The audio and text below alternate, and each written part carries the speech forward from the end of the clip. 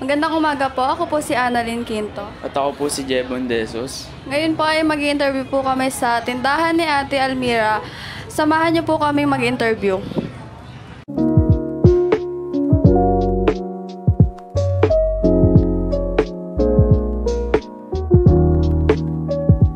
Morning po ate, ano pong pangalan nyo? Ako si Almira Q. Santos, Ilan taon na po kayo? 30 years old. Saan po kayo nakatira?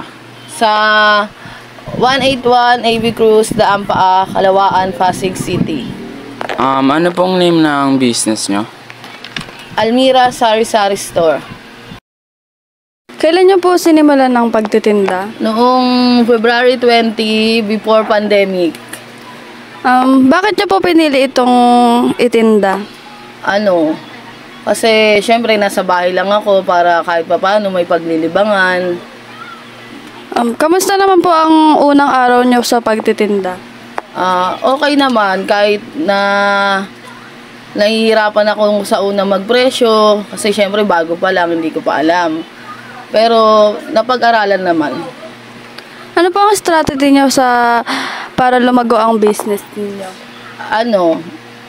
Yung mga hinahanap ng customer, kailangan bibiling ko siya. Tapos, kung ano yung kinukuha ng pamilya ko, babayaran namin yun para napapalitan yung kita.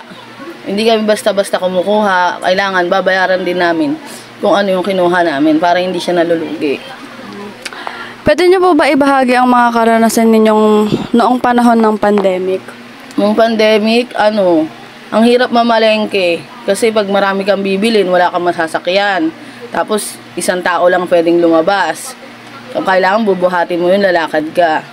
Tapos, schedule pa yung grocery kung anong lugar. Kaya mahirap talaga mamili ng panahon ng pandemic. Sa inyong palagay, ano po ang pinakamalaking iba sa pagkakatakbo ng negosyo ngayon kumpara nung sinimulan niyo ito? Pagkakaiba, noon, konti pa siya eh. Kasi sisimula pa lang ako. Tapos, ang hirap pa i-presyo, kung magkano, tapos ang dami pang kulang. Ngayon, syempre, lumaki-laki na yung puhunan, nabibili ko na yung mga kulang kung ano yung hinahanap ng ibang tao na wala ako nung una, meron na ako ngayon. Meron na siya, nabili ko na siya. Tsaka dumami na siya, nadadagdagan ko na siya.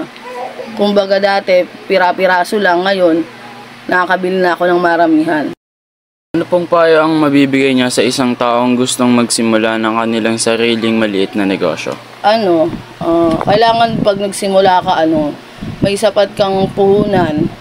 Tapos, marunong kang dumiskarte kung paano mo siya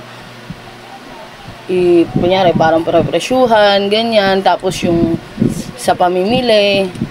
Tsaka huwag nagpapautang, mahirap magpautang. Kasi dun nalulugi ang isang negosyo.